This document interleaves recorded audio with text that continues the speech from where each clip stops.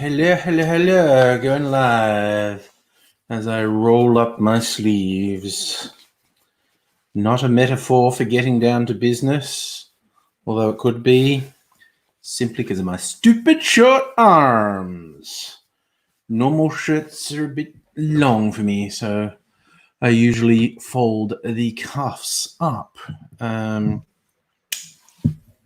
Yes, if only my arms were in proportion to my head, but they're not. So that's just the thing we have to deal with in this wild and crazy world of ours.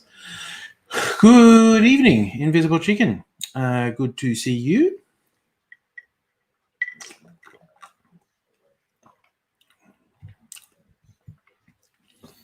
Oh, excuse me. Excuse me indeed. Straight to my microphone. And Jon Aidsy is supposedly going to join us. He has been in textual communication with me, and he should be here anon, unless he's having some technical difficulties, which is a thing that happens sometimes. But maybe he's just getting all the necessary organized. Yes. Good evening, Stella and Justin. Hello. Good to see you. And what is it? Wednesday. Hump day. Halfway through. Well, we're into the second half of the week. 3 work days down. 2 to go. And if you can't tell, I'm wearing my cocktail clothes because I'm going to make a video later for my YouTube channel. Friday is tequila day, so I'm going to make some tequila cocktails tonight. Edit and upload the video to Motro. So then anyone who finds out it's tequila day on Friday, I'm wondering, ooh, what should I drink for tequila? Should I have a plain old margarita? Oh, no, here's some inspiration, something a bit different. So that's the plan. Anyway, Justin, I did, in fact, see the Kangaroo, the Qantas drew on the flight plan for the last flight of the last 747. That was cute. That's quite cute that they did that. I must know people who were into aviation on Twitter because a couple of different people posted images of the flight path the plane took, drawing a flying kangaroo, as it flew out of Sydney.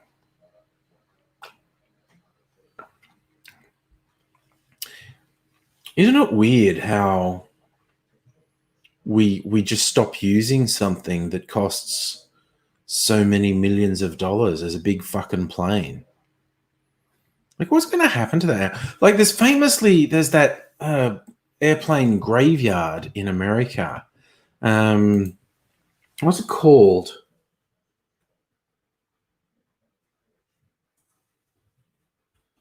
But if I Google search airplane graveyard, it comes on.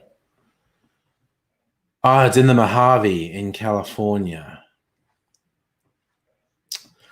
So, can you go to the airplane graveyard? Virtually all airplane boneyards and storage facilities are limited access, do not allow visitors. Largest boneyard in the world, Davis-Monthan Air Force Base in Tucson, does allow tours of its aerospace maintenance and regeneration group facility. What does Wikipedia tell us about aircraft boneyards? Storage area for aircraft that are retired from service. Most aircraft at the boneyards are either kept for storage with some maintenance or have their parts removed for reuse and resale and are then scrapped. Oh, there you go. Boneyard facilities are generally located in deserts, such as those in the southwestern United States, since the dry conditions reduce corrosion and the hard ground does not need to be paved. There you go. Oh, we've got one in Alice Springs in Australia. It was the first large-scale aircraft boneyard outside of the United States. There you go. The United States has a bunch of them. I heard rumors that someone goes around and starts the engines on them. I don't know. Silumi, hello. And hello to you too, Strictly Sega.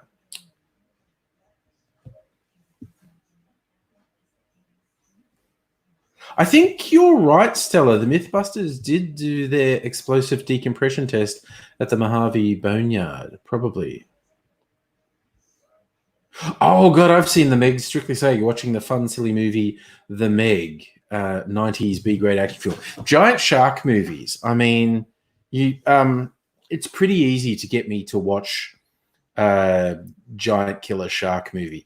The Meg was written probably in the 80s. I remember seeing it in. I was a nerd. I used to hang out in libraries. I remember seeing the book in the library in. Must have been the 80s. Must have been the 80s.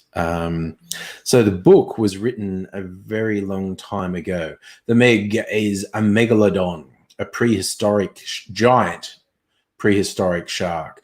So not even Jaws big, like so big that the Jaws shark could fit whole into the mouth of the megalodon.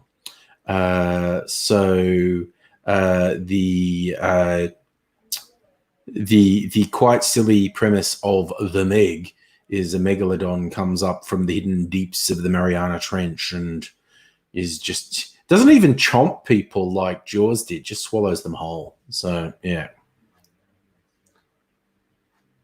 Justin, I would imagine there is similarities with maintaining a plane and maintaining a car. You want a good atmosphere, environment for it. Turn the engine over every now and then if you don't want it to just seize up. But it's good to know they actually do reuse the parts because planes have got so much in them. They cost so goddamn much. The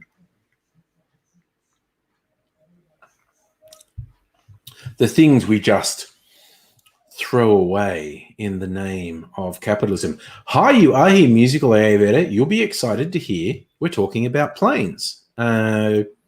Notably, the Qantas 747 had its last flight, drew a flying kangaroo on its flight path out of Sydney, and got on to talking about what happens to the planes when they're retired. Now talking about boneyards, aircraft boneyards. They have the photos of boneyards are fascinating to me. They have so many planes in them, and they arrange them in patterns and it's kind of arrange them quite neatly. I find the boneyards to be quite fascinating things. And of course, it's not just commercial aircraft that end up in the boneyards.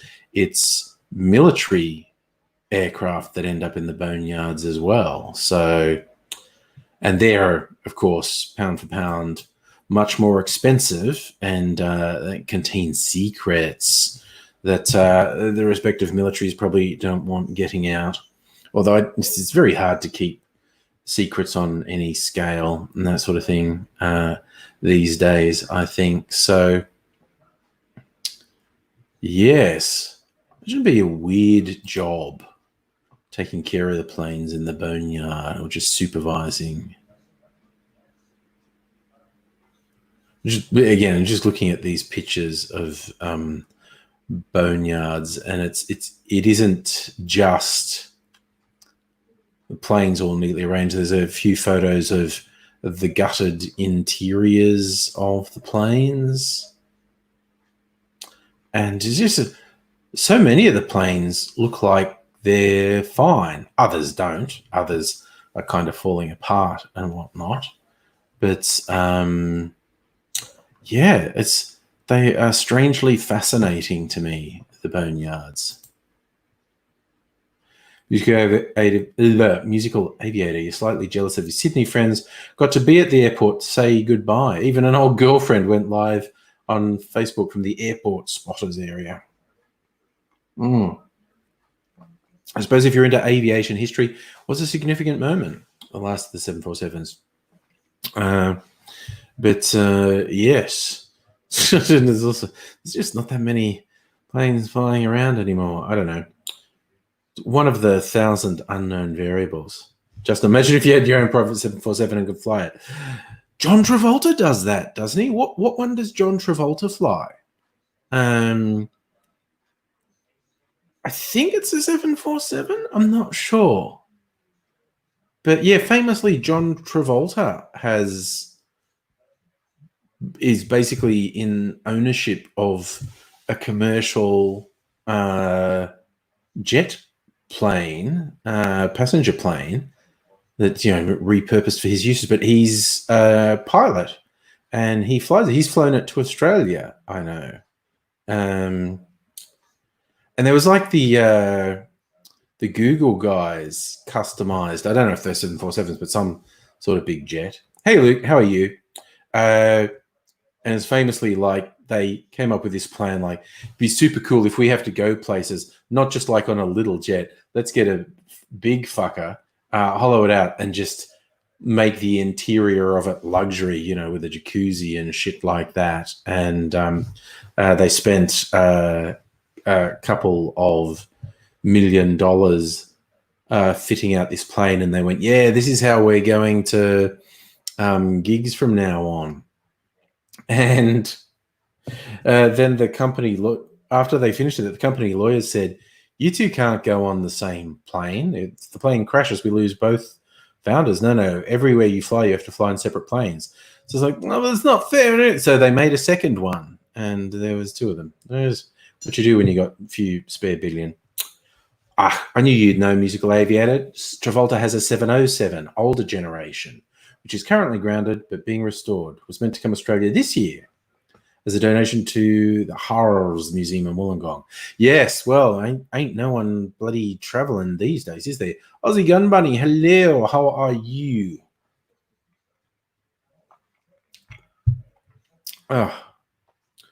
So, yes, very, very few visitors from foreign shores these days, and particularly visitors from America seem very high risk.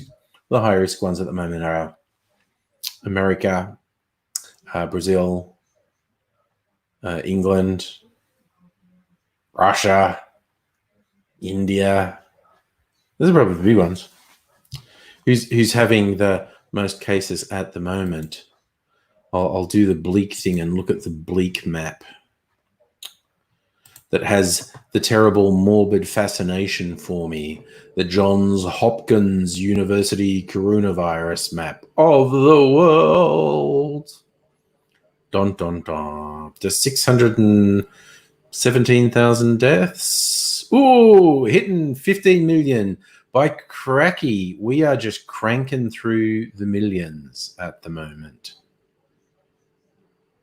15 million cases. The official number they have there is 14,968,982. Be 15 million in the morning. And there you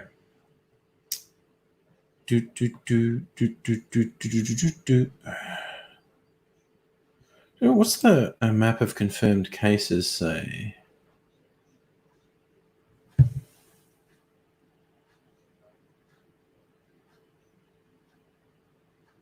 So 14.7 million. Wait, when was it 13 million? Jesus. We only hit 14 million on the 17th, 5 fucking days ago. We only hit 14 million 5 days ago. So going up 1 million. So going up like 200,000 cases a day at the moment. Puts our little troubles in Melbourne in perspective, doesn't it? Here's the top 5. US, Brazil, India, Russia. South Africa coming out strong. I didn't know South Africa was having a lot of cases. There you go. What's their chart? Oh, Jesus. Their chart goes for TAMP, which strikes me as for many months they just didn't have very good testing. And now they're testing more and getting more accurate results. And so the reporting of positive cases has jackknifed for South Africa. That would be my guess anyway. Oh, is it Gunbunny going back to work on Monday? Does that mean physically going? Minecraft gamer, you got this. Okay, cool. That's good. Justin, I imagine, traveling anywhere, it doesn't surprise me that you'd have to jump through a lot of hoops to get out of Australia. At the moment, yes, you would definitely have to jump through a whole bunch of hoops, I would imagine. They're making it very, very difficult.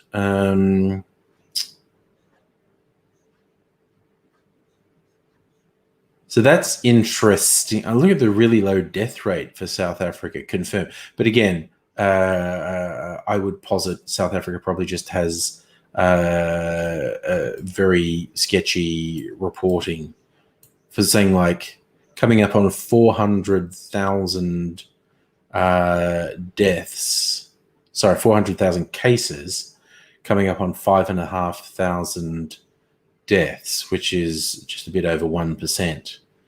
I don't know if we'll ever know the sort of final tolls. US with its 4 million cases, 142,000 deaths. Ugh. Justin, you have to say you're going overseas and not coming back. There you go. Peter, well spotted. It is in fact a Ren and Stimpy tie. I have in my collection 2 Ren and Stimpy ties, in fact, because I was buying them back in the 90s when Ren and Stimpy were a thing. And I've hung on to them all these years. Weird.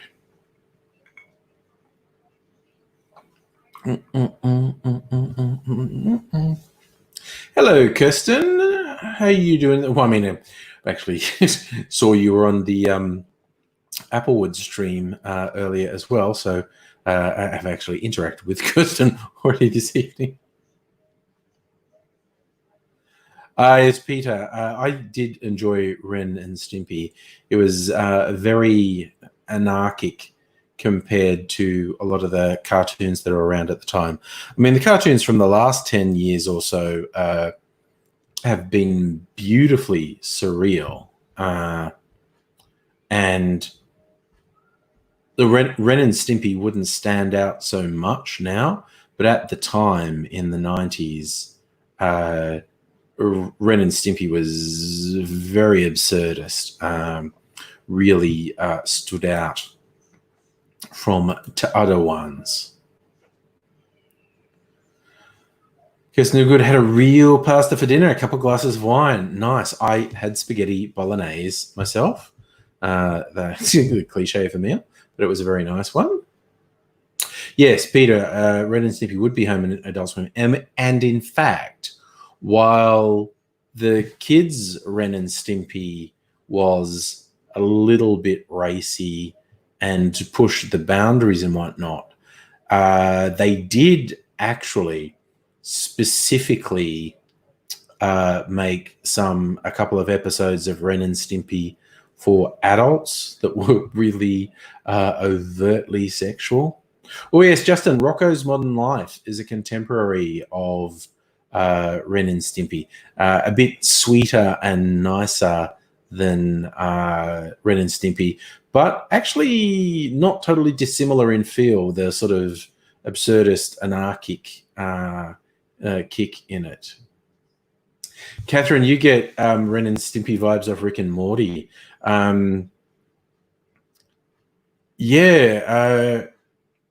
Rick and Morty is, I would say it's more structured than Ren and Stimpy. Yeah, because Ren and Stimpy wasn't a half-hour show. Ren and Stimpy was 5-minute cartoons.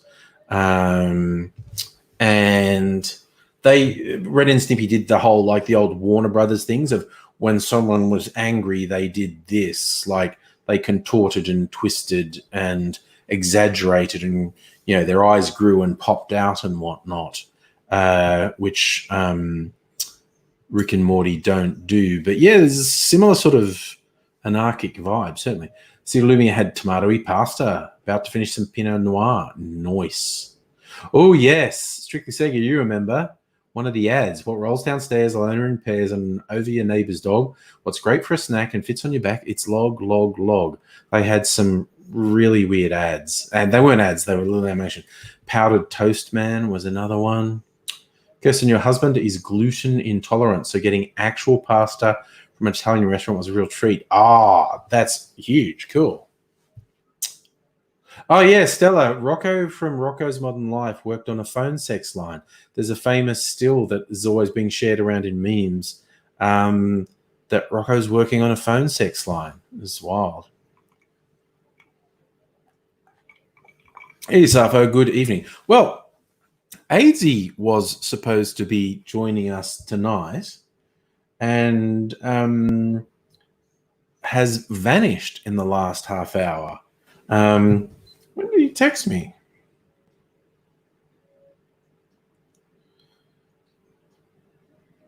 No, that was this morning. Yeah, okay, so 45 minutes ago? 40 minutes ago? Yeah, we're texting, and he was going to come on here, and I sent him the link, and then radio silence for the last half hour. So I don't know what's going on. So hey ho, I mean, I might as well, I don't know if anyone's in the mood to come on, but why not? If anyone wants to click on. Peter, I did change my camera settings. Is it brighter as in better? Is that better? Or is it just brighter? But yes, I did actually change the settings on my webcam, which have been giving me the shits, quite honestly. So it's yes, it's just bright. Oh, it's better. Okay, great. We'll keep it this way. We shall keep it this way. It's like this webcam is good, but temperamental. How to change it? So, all right. So I'm much brighter. So that's a thing. Oh, well, look, I've also got mail. Mail call. We got mail call. Maybe I should open my mail. Bearing in mind, someone spent money to send me these. Well, it might be an actual letter rather than just weird things. Ooh, Kelly. Kelly looking all rugged up. Kelly's all rugged up. Hi. Hey. Yes. Luke, is it hate mail? No, it's weird mail. It's weird mail. It's receipts. Yep, it's the weird mail again, which, again, bear in mind, someone spent, what are stamps these days? $1.10. Someone spent $1.10 to send me a receipt from the Shoalhaven Library. Oh, cool. It's got his name. This is who I always knew was sending that too. It's got his name. Oh, holy cow. He's reading heavy books, though. This is his library receipt of IBM and the Holocaust, subtitled The Strategic Alliance Between Nazi Germany and IBM, and also a book called Man, God, and Civilization. Interesting. So, yeah. So what was this one? This is one of these...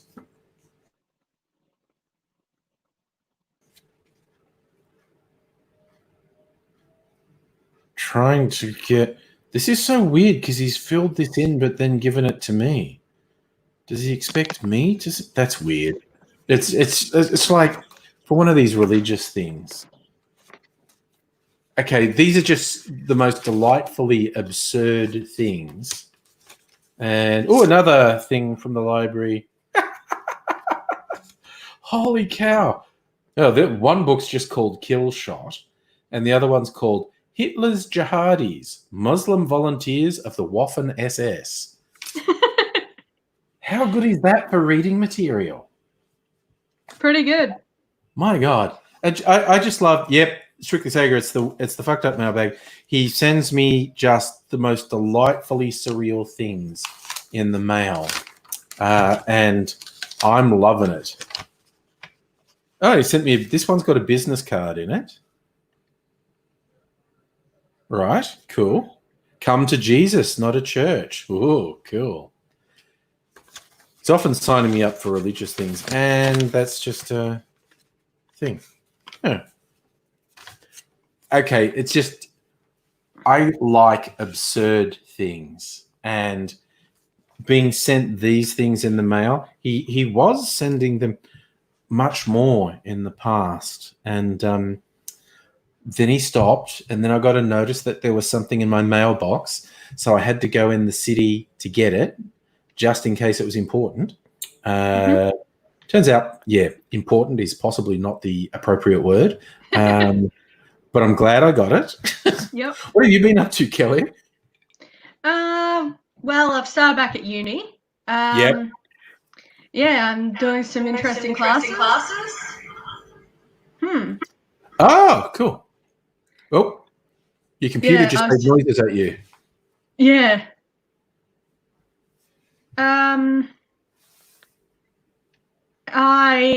My first class was in international security.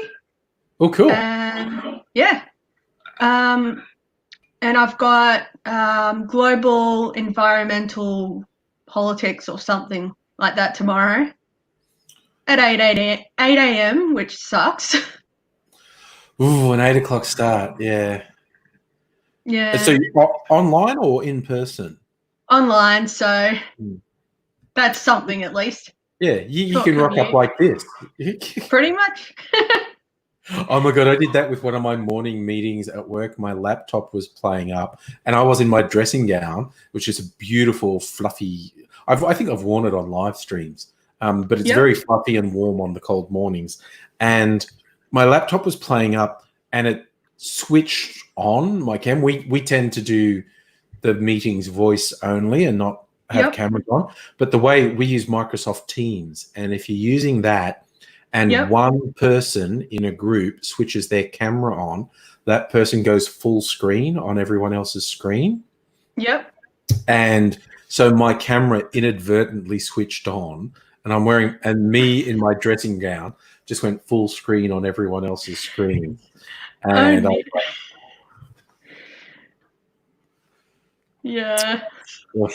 cool. Yeah. And then I've got like global international, I think it's something like global justice and human rights on Friday. Oh, cool. Cool. Yeah. I'm just immersed in my work looking at the finance system, which is just special when, you have to talk to accountants about how finance works. So, my brother works at the call center for the ATO. Oh, wow. That's going to be a job and a half. Yeah, it was a very steep learning curve. Yeah. He's doing a lot better now, but he was really struggling in the beginning. Yeah, I bet they just threw him in the deep end. Yeah. Not exactly. They sort of did, but they gave him like about 2 weeks of training. Okay. Beforehand, and then they sort of had a slow start with observations and stuff, so you could call out to people and everything, but then you're on your own. Yeah. I worked because I worked call centers in the past, and I did a couple of times. I worked on share floats, like back in the 90s when they were big, Commonwealth Bank and a few others, and we had to work to a script because we weren't financial advisors. We were just of course, monkeys on a phone. So it's like, you're not allowed to offer advice. You're not allowed to offer opinion. And we had this big folder of Mhm. words we were allowed to say. And it was basically they had their best guess at what people's questions were going to be. Mhm. And you had to kind of study this book and work out what section the type of questions were in. And when someone called you, you essentially had to explain to them, I'm not allowed to give you advice or editorialize or interpret anything. What I have to read certain responses verbatim. I have to find the one that I think is most appropriate to your question and hope it answers you, and we'll see how we go. And so you'd actually say, okay. You asked, can I transfer money from my bank to buy shares? Here's a question. The question is, where can I get money to pay for my shares? Here is the only answer I'm allowed to give. And so it was this really laborious thing of just trying to explain to people, I'm absolutely restricted in what I can say, and I'm going to do my best to answer your question, and I hope you understand the context I'm working in.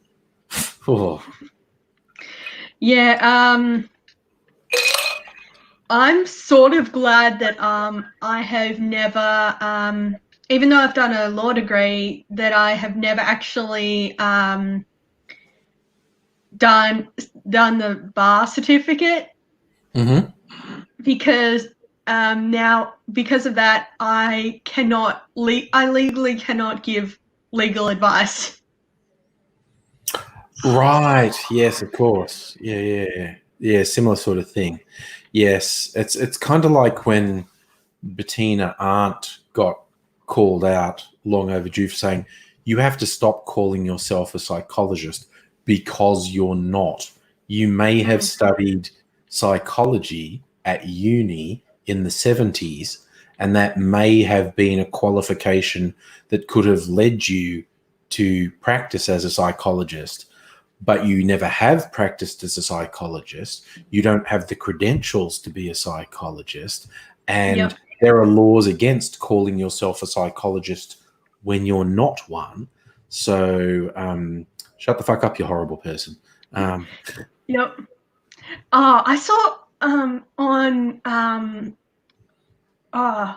Facebook recently about this person, and they were calling themselves a homeopathic or a homeo something psychiatrist or something. Oh gosh. And I was very concerned, and I think I actually ended up reporting them because of some of the nonsense that they were coming out with that was just very dangerous stuff. Yeah, and I forget what the official word is, but it's like psychiatrist is a protected job title. You can't call yourself a psychiatrist. You have to be accredited as a psychiatrist. Whereas my job, business analyst, literally anyone can call themselves a business analyst. There's no constraints around it. But even plumbers, you can't call yourself a plumber unless you've done the apprenticeship and the training and have the formal accreditation. You can be a handyman who knows how to do plumbing, but you can't call yourself a plumber unless you're a licensed plumber. Yeah, well, all sorts of bad things could happen if you stuff up. So, if you call a plumber, you want to make sure that they're not going to make the situation worse. Absolutely. Oh, sorry. Fun topic of conversation Kirsten brings up. Pete Evans has lost his marbles. He has. Oh. Yeah, that was how long ago? Well, he clearly was always a few marbles short of a full marble bag. Yeah. Because he used to always... I was going to say, since he lost his job, just deep end. Yeah, that was like the internal sensor got switched off. Because for years, he used to always say the ridiculous stuff about activated almonds and just ridiculous gumph that was absolutely meaningless. And then he tried and he was into that paleo stuff, which is the dumbest shit in history. And Yep. oof. And then Potentially dangerous. well, he did have that paleo cookbook for babies that just before it went to publication was reviewed by some doctors, and they went, "Oh fuck no, this will literally kill babies if this is published." Yep.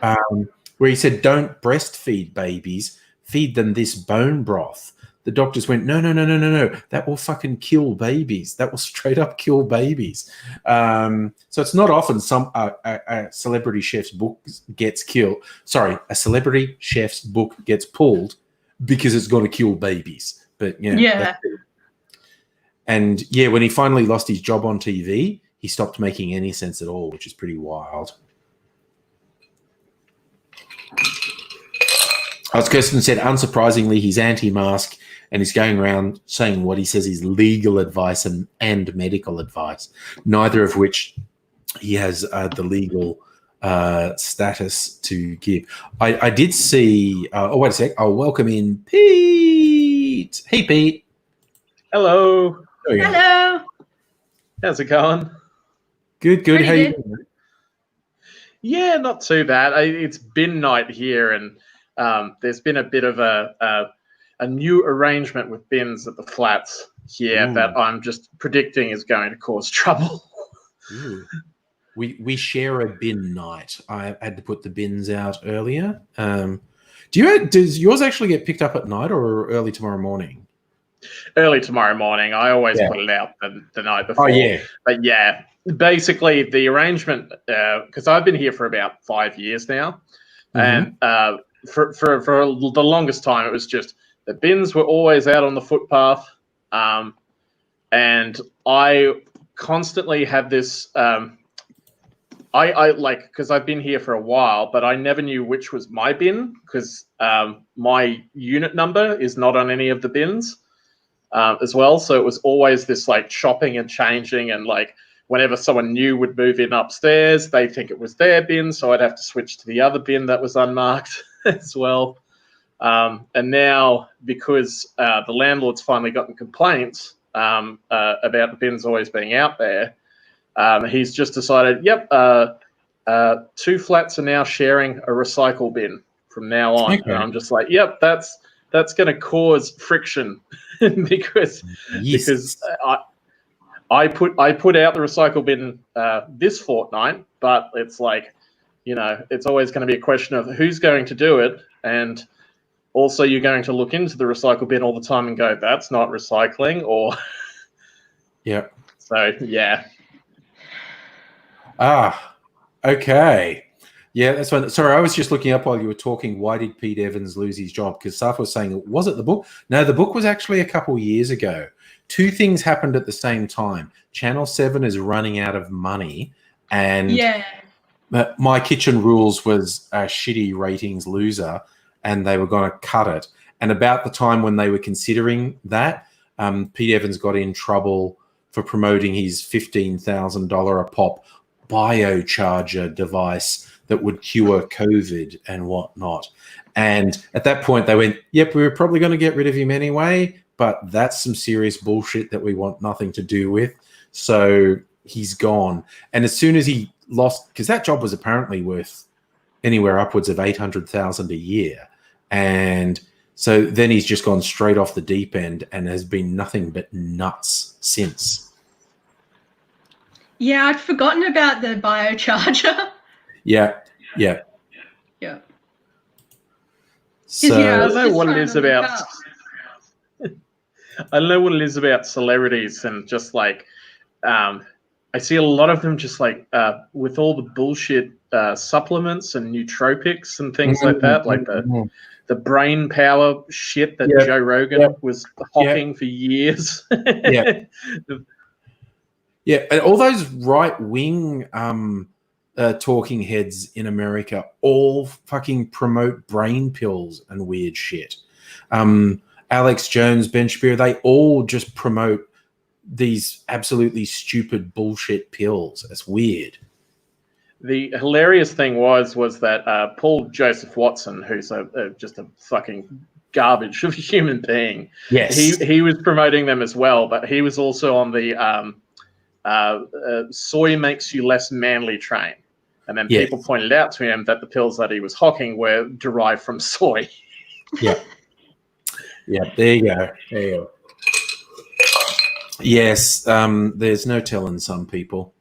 But yeah. As it turns out, phytoestrogen and estrogen are not the same thing, even slightly. Who knew that these people had a very poor grasp of science? But anyway, that's a weird thing. Sorry, I'm going to get something from over here. Look, besides weird mail, tonight is Weird Mail Night. And we've done the Weird Mail segment. Yep. But also, I gotta try this. I got something new and different to try because I was in the city to get my mail. Yep. So I went to the special bottle shop, the Whig Cellar. This is a French thing. Le Beaulieu, a liqueur, is crafted French liqueur created in the Auvergne volcanic area. Combination of striking apple aromas and deep chestnut flavors. Ooh, Enjoy interesting. on its own with ice in cocktails or as a topping over ice cream or with sparkling wine. So I'm actually just going to taste it. Hi, Annette. In case you missed it, Annette, and in the mood, you can join as well. I'll just put the thing in there. Oh, Kirsten, you almost went to Wigs today. Yeah, well, I went into the city to get my mail and I thought, two birds, one stone, I'm going to Whig Cellar to get myself a treat. So I'm going to taste it now because I haven't tasted it yet. Oh yes, crack the seal. It's not quite as satisfying as a good cork popping out, but cracking the seal is a nice moment on a drink. Ooh, it's very brown. Light brown, I should say. That was 90% of the reason I drink champagne was just because popping open the cork was satisfying. Yeah, I like even these when you get little bottles that like not champagne type cork, it's just being a. It's a very satisfying sound. Very satisfying. So okay. They used to have I used to get some non-alcoholic wine and they'd have corks. And I get so, because I have anxiety, I'd get anxiety over popping the cork on a bottle. Yep, I can see that. Yeah. Yeah. Oh, that's really good. Ooh, appley and walnutty. Oh, no wonder they recommended over ice cream. It would actually go really well over ice cream. It's a relatively low alcohol. It's only 18%. Ooh, I could probably. I find a cocktail that suggests using apple brandy, and use this instead. I think. Oh man, it's good. What would be the alcoholic equivalent of like a spider? There are actually cocktails that use ice cream or sorbet. There's probably more that use cream. Give them a big shaky with cream. Because if you could do it because if it goes well with ice cream, you could do something like that. Yeah. Did you use either a sparkling wine or a sparkling cider to make it foam up? That's actually a really good idea. Oh, Kelly with the thinking cap on. I like it. That with some providing you with content ideas for the cocktail channel. Yeah. Oh God, I reckon that would work. Scoop of ice cream, pour that over it, and then in my case, I'd use cider. Some people might use sparkling wine or champagne, but cider because that's already apple based. And that would bring up the apple flavors. Oh man, an apple spider. I'm doing it, Kelly. It's going to happen. Yay! Not necessarily tonight because I've got to do tequila ones tonight. Yeah, that's fine. Yeah. Annette's saying a fluffy duck, one that she makes, is pretty much a spider. Yeah. Hey, Dingle Doty, by the way. Hello. There's a few. The ones that have Advocaat, which is like a creamy brandy liqueur, and you shake that, and they go foamy, and they're pretty much like a spider. But yeah, could go full on. This with a scoop of ice cream and some Ironically, yeah. I drink neither alcohol nor spiders. Oh, there you go. I've always had a thing for spiders since I was a kid. There was one I used to like. Well, I guess the old rock and rollers drink in Australia was a lime spider. Get a lime soda and pour that over vanilla ice cream. There was a soft drink when I was a kid called Cherry Cheer. And I made a spider with that. I don't know what I'd been doing, eating, running around, but I threw up after making a spider with this Cherry Cheer. And hey, Angry, were you poor white trash growing up? I'm going, well, we did have an outside toilet when I was a kid. We eventually remodeled the bathroom and had an inside toilet. But for my younger days, we had an outside toilet. And when I knew I was going to throw up, I was running out to the back to go to the toilet. And I just made it out the back door and just threw up on the back lawn. And it was just pink and foamy. It was just this pink foamy, really bright pink foamy vomit everywhere because I'd been having this Cherry Cheer spider that somehow made me throw up. So yeah. I remember someone having to uncle explain. Still has an outside toilet. There you go. I remember someone had it to explain the concept of a spider to Americans because it's apparently quite uniquely Australian. And they said, why is it called a spider? And it's just like, it's Australia. Everything's a fucking spider. Yeah. What is a spider drink? So, yeah, Americans call it an ice cream float, but we call it a spider. Why is it a spider? I'm doing the internet search. Why is it called a lime spider? Yeah, there's actually probably a reason, but who the hell knows? Who the hell knows? And like I said, weirdly, the lime spider, the rock and rollers, the teddy boys with the Elvis quiffs and the sideburns in the 50s and into the 60s, the lime spider was their drink. That's how tough they were. Their signature drink was the lime spider. So I know that because I had a rockabilly friend and he told me all the folklore, and I was like, yes, the lime spider was the drink of choice. So. There's this joke that I've seen a few times, and it's about it's got this really it's like an anime thing. It's got this really buff guy who looks like an adult, and he's drinking this colorful drink and looking all menacing and stuff, and then it's like, this guy is literally drinking fruit juice, looking completely menacing, and because he can't be drinking alcohol, he's underage. Right. He's like 16. Yeah, but big and threatening. Oh, yeah, very. That was one of my favorite jokes of Scrubs, where it was JD goes up to the bar and says, I'll have an appletini, and the lady will have the girliest drink that you have on the menu. And the bartender just goes, 2 appletinis. Yeah. There's the Futurama version, Bender ordering a drink for a lady robot at a bar, says, I'll have a fluffy duck and get her the girliest drink you have. And it's like, 2 fluffy ducks. Running joke. Hi, guys. Stella's surfer bum dad was a lime spider drinker. There you go. Oh, Safa, has she tried soba?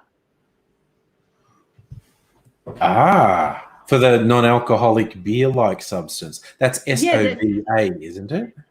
SOBAH, I think. And It's an Australian beer. Okay. I'm thinking of something else then. There's something called soba. What is it? It's a form of noodle. See, I was confused. Yeah. Kelly's telling your mum to drink noodles. Don't listen. It's weird. I initially thought of Yeah, Soma, which is like a horror game. Okay. Takes place underwater. It's pretty creepy. Okay. Yeah, they've got a few different types.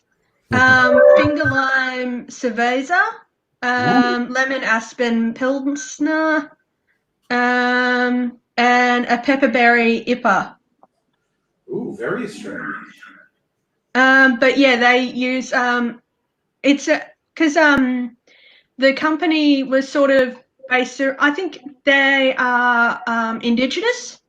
Yeah. And so they want to use indigenous flavors, and because there's a lot of dry communities. Yes. They have come out with these beers so that they can still enjoy beers, but not have the alcohol. So they get that fermented taste, but it's not actually alcoholic. Yep. Let me have a look. SOBAH. Yes, sober, non-alcoholic beverages. There we go. So Saf wants the spelling. Look, that's the website things. Single Dodie community newsletters are starting to come out after lockdown. Preacher's editorials basically, COVID doesn't have a cure, but do you know what was? Sin. Nice. Yes, that is a little bit tone deaf and not reading the room. People don't want to hear crap like that at the moment. Yeah. Kirsten, do you know sober? Kirsten is pretty up on all the things being made and brewed in Australia, I think. But those flavors, those are all the sorts of things. We're normally talking about Australian gin producers. They're using all those botanicals, Australian natives in Australian gins, which makes them really unique. So it's nice that someone's using them in non-alcoholic ones as well. That's good to see. Yeah. All right. So this one's definitely going to be a spider another night, but I've had the taste test of it now. So I'm going to make some tequila cocktails for my YouTube channel. I don't know why I keep making two, but I just feel like making two. Or should I only make one?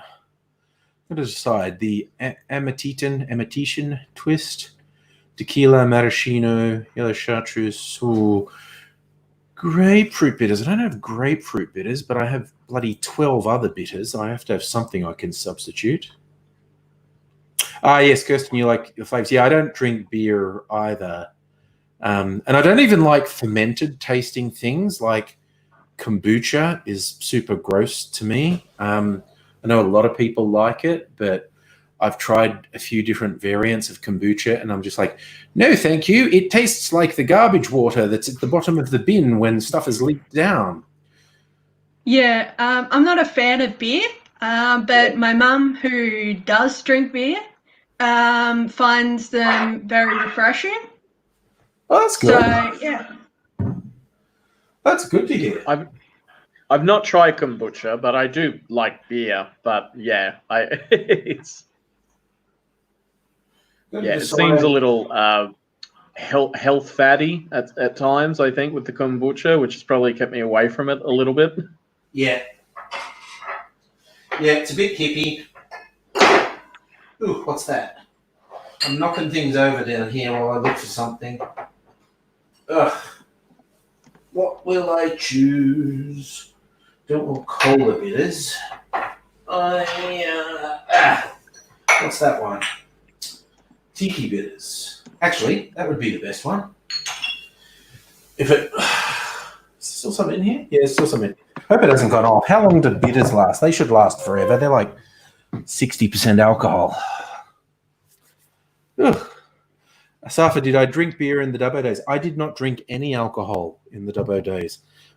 Strangely enough, I've only started drinking alcohol in the last 10 years. So I used to just not drink alcohol, or very, very rarely.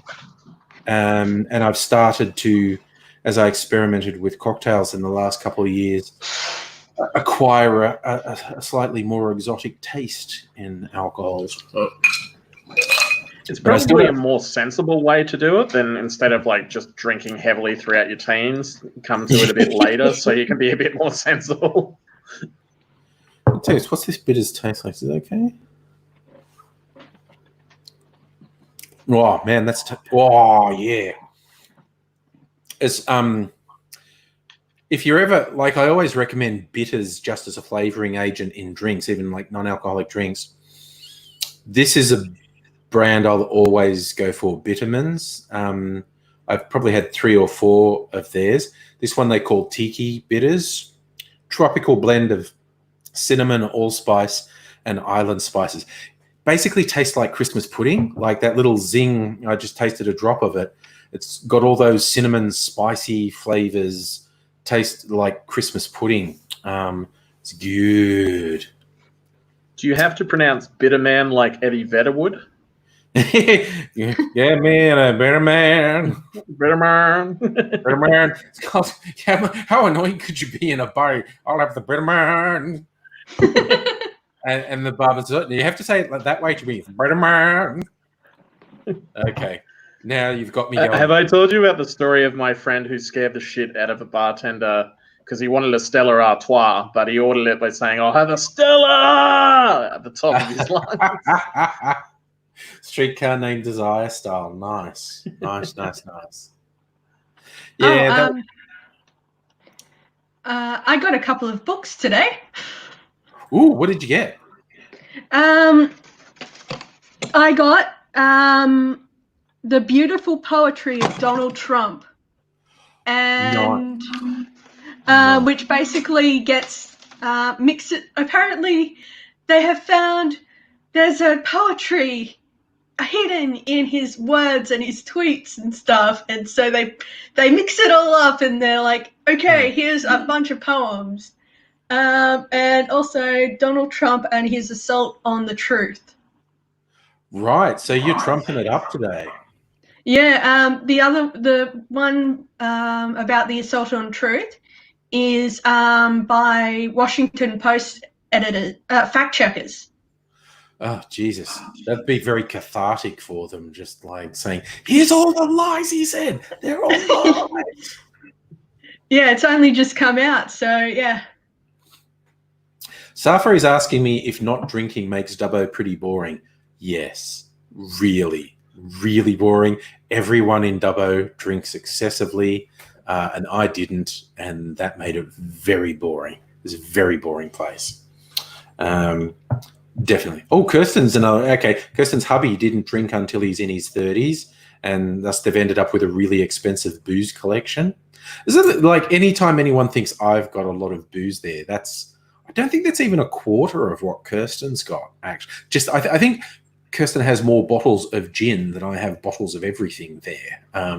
So, and that's not a joke. I think. No, I know. I've seen it. Yeah.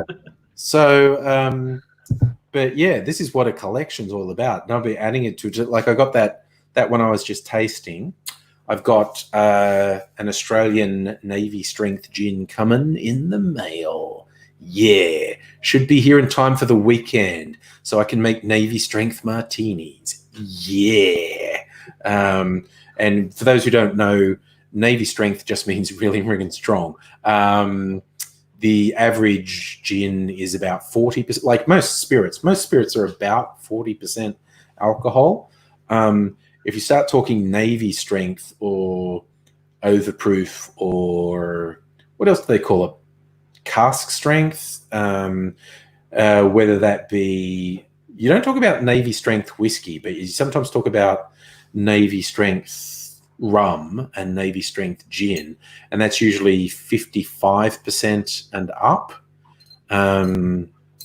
So almost 50% more alcohol by volume than a standard gin is. So it's tread lightly when you've got a Navy strength going. Remember what you're doing. But yes.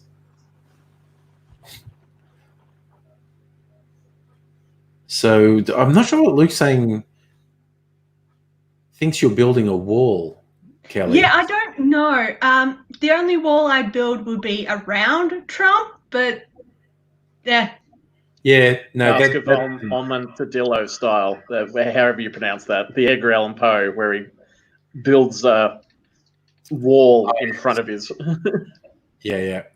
Oh, Kirsten with the facts again. Yes, because rum and gin were actually used as rations in the Navy, and that's why the really strong stuff's referred to as Navy strength.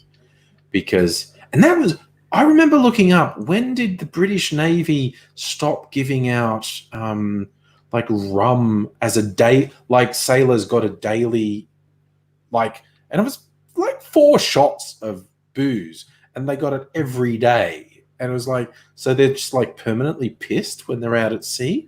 And they only stopped it in the 60s or 70s. It was mad. Like, there's a tradition dating back to like the 1600s of just giving sailors booze every friggin' day they're at sea. And it was somewhere in the 60s or 70s, someone went, honestly, I don't know if that's really, I know we've done it for a long time, but I'm not convinced it's a good idea. It's just drunk sailors. Yeah, no. Oh, I think Dingle Doty looked it up, 31st July 1970. I'm assuming that's what that date meant. 31st July 1970, the British Navy stopped giving sailors booze rations. My God. That's wild. When did they stop putting cocaine in Coca-Cola? I'm trying to remember that now off the top of my head. 1800s, I think. All sorts of medicines through the 1800s had cocaine and morphine and just stuff that would drop you like you see these ads, toothache drops, and you see it's got fucking morphine and cocaine in it. And it goes, yeah, I wouldn't give a shit about my toothache if I was dropping a bloody cocaine morphine solution on it either. Yeah. It was a time. 31st July 1970 is known as Black Tot Day because that's when the rum tot was suspended. Now Kirsten says they only get booze for significant toast like a okay, 31st July 1970. I've got it clearly. That's only a week or so away. 31st July. And that would be that's a significant anniversary too. That would be the 50th anniversary. Oh, I've got to do a 50th anniversary of the Navy not getting their. Hey, Nettie. Hello. Sorry for the echo. No, that's okay. I might. I'm getting my. Now I'm almost convincing myself to only make one tequila cocktail. This is my 3rd whiskey tonight. That's cool. You wait until. Sorry. You wait until I get my Navy strength gin from Brogan's Way, which should be in the next couple of days, hopefully before the weekend. Hopefully for Friday night party night, I'll have some fucking kick-ass Navy strength gin. And then also in about 2 weeks, when the new high-proof Starward whiskey comes out, I'm getting my hands on it at the first opportunity.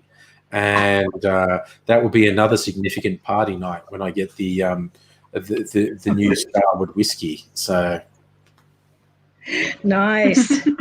Well, I had lovely presents come for me yesterday, but I had no idea what they were. I completely forgot that I'd ordered while on the live stream. Yes, you tell them. Yeti was messaging me on Facebook. Tell everyone about this. This was hilarious. I was in the taxi doing stuff, going here and there, and I get this little message: your delivery from Dan Murphy's has arrived. What? What? And I was sitting in the taxi thinking, what the hell did I do? What have I done? And I get home, and it turns out to be a big bottle of Starward twofold whiskey, and once I saw it, I remembered it, but I still have no recollection of ordering the Baileys at all. Yeah. Just the plain Baileys, or? Yeah, just plain Baileys. Yeah, I mean, Yeah. I remember thinking about it earlier in the day, but I don't remember actually going, well, I'll get that too. And so that was a lovely surprise. Hmm. You ever Um, drink Bailey's from a shoe? Oh, no. That's a joke, isn't it? That's a That big is a reference to the Mighty Boosh, is what that one Of is. course. Was that old Greg? Yes, Yeah. Oh, Greg! You've With got his a mangina. mangina. Yeah, some of that has not aged well. No, it's well. I mean, it was, but when you're doing absolutely absurdist humor, Yeah. you're going to say stuff that down the line people are going to go, "Really? Was that a good thing to say?" But in context, I mean, considering that he's also an amphibian, as well as whatever. He was a fish man, wasn't he? Yes, he was Old a Greg. fisherman. Old Greg. Well, Dingle Dirty wants Scotch cocktail recipes. Yeah, look, the two websites go to either Difford's Guide or liquor.com, liquor.com. And alternatively, I'd go to my book, but both liquor.com and Difford's have really good cocktail recipes. And But what I've done here is really simple. yeah, what have you got? I've watered down a whiskey sour. Oh, that's So, cool. yeah, because I take it a bit slowly. I mean, those whiskey sours, the way they say to do them, with no watering down at all, are just like boom in the face. Yeah, And, and some of the recipes are several ounces of the whiskey, and so several shots of whiskey, an egg white, and a lemon juice, and that's and a sweetener, and that's it. So there's actually not a lot of dilution of the whiskey. Still, probably my favorite cocktail, but so I put it's 1 tablespoon of lime juice. 30 mils of the sugar syrup, 50 mils of whiskey, and a bit of soda water. Oh, yeah, and of course, mint. Oh, you've got a whiskey sour highball. That's a classy drink. Oh, is it? All righty. Yeah, if That's me. I'm all class. Tall glass with soda, you just call it a highball, and then you sound classy and cool. Oh, okay. Talking about the drugs in medicine earlier, in 1894, Mrs. Charlotte N. Winslow launched her soothing syrup in Maine. The cocktail, which combined ingredients such as sodium carbonate and aqua ammonia, may have been relatively harmless except for one point. It contained 65 milligrams of morphine per fluid ounce. The syrup was advertised as providing relief for children who were teething, and one mother wrote to the New York Times claiming its effect on her son was like magic. He soon went to sleep and all pain and nervousness disappeared. Yeah. Unfortunately, the children ran the risk of being put to sleep permanently as a result of the morphine overdose, and the American Medical Association denounced the syrup as a baby killer in 1911, although it remained on the market in the UK until 1930. Wow. Even babies morphine. Jesus. 65 milligrams per fluid ounce. Oh, that's a dose. That is a dose right there. Jesus. Yeah. So, hey, if I make this video, I could leave you kids to chat amongst yourselves, or I could leave my microphone on and you could just make fun of me while I'm doing it. Or I could turn my mic off so it's not distracting. No, leave your mic on. Leave mic on? Okay. So I'm actually just going to do one cocktail at a time because I need to keep doing cocktails, so I shouldn't use them all up. So I'm going to make the one called an Amatitan Twist. Tequila, maraschino, yellow chartreuse, for which I will substitute good old Aussie oak. Geez, that's going down. Drunk like 3/4 of the Oakar Gold. Okay. Gonna have to get some of that. All right. I'm getting quarantine here already. Let me do this. I need to get my fringe cut again. Oh no. Another one. The number one best medicine was most dangerous drugs used that were marketed as medicines was methamphetamine Yes, meth. Yes. for mild mental depression. Don't know why I was so enthusiastic about meth just then. I was like, yes, medical meth. Yes.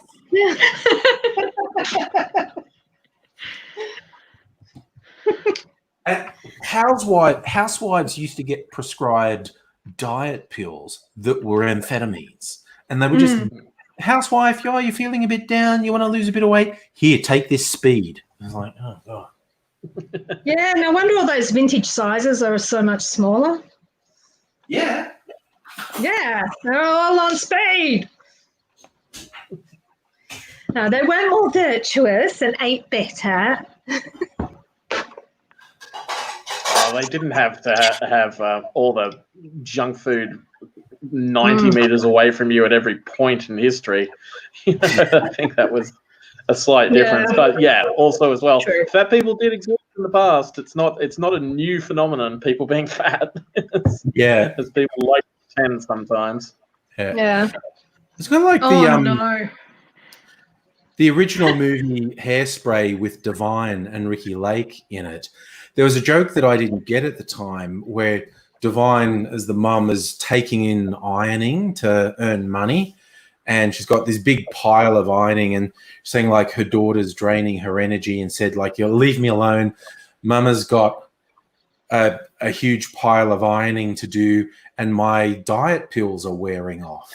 And I didn't get the joke because it was the joke about housewives were just being prescribed amphetamines, and yeah, Divine was actually using them as speed to be able to iron for hours on end. I don't know. Oh, Yeah, if you couldn't get the house chloroform quicker. for asthma symptoms. Chloroform.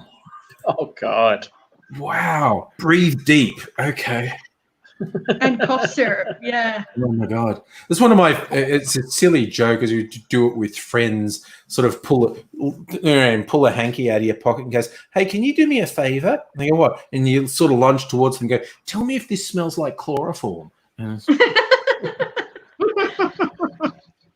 It apparently takes quite a while to knock someone out with chloroform. Apparently, all those depictions of just instantly people going out with the rag. It's like, no, you need to sit there for a while before they go out. What you'd Same have with to ether as well, I believe. what you'd have to do to put someone out with chloroform is not just soak the rag in it, and you'd have to pour chloroform over the rag while it's on their face. And yeah, ether was used as a general anesthetic, but it was a constant flow of it. It's not just take a huff of it. Waterboard them with the chloroform. Yeah. Or look up the fun parties that Benjamin Franklin, founding father of America, used to have with ether. It was an actual thing these decadent people did. They'd go around huffing ether and getting giggly and staggering around the room, and then they all had sex. So, you know. I think it was Hunter S. Thompson. Sorry, you go, Kelly. Because so many people died of fatal cardiac or respiratory arrest, doctors reverted back to using ether Hey, after using chloroform. the good old stuff. There you go. I'm going to look up the quote by Hunter S. Thompson about ether because it's brilliant. It's in Fear and Loathing in Las Vegas.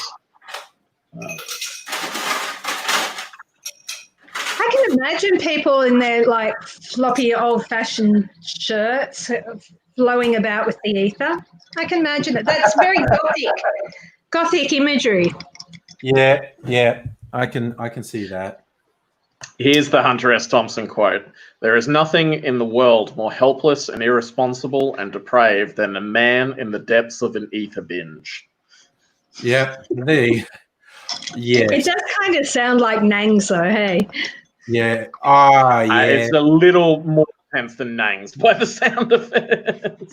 But dentists use nitrous oxide, which is Nangs. But again, a constant flow. If you're getting a constant flow of nitrous oxide, you don't feel any pain. You're just like, Yeah. ooh. You're aware of what's happening, but you don't care. It's just like, yeah. Ooh. Yeah. Yeah. Why don't they have it anymore? Like, apparently you can get it up in New South Wales at the dentist, but you can't get it here. Yeah, they tend to use injectable. Well, I think injectable anesthetics more reliable and controllable and doesn't get you high. It just makes you numb. Whereas nitrous gets you high as fuck. It wears off pretty quickly, but you are hence the name laughing gas. You are giggly and off your chops while you're on nitrous. Whereas if they inject you with anesthetic, there's no fun. It's just numb. Yes, it does seem to be a fun police problem. I mean, it's like, oh no, you can't enjoy going to the dentist. Having kids who are pretty sensitive, who have sensory issues and who are very nervous. Yes. I would really like to find a dentist who still uses the nitrous oxide. Yeah, you could probably find one that uses gas. You'd have to specifically search for them, but I'm sure you'd find one who does. I hope so. Because, I mean, they could always have it up in New South Wales, but I couldn't when I got here. Ah.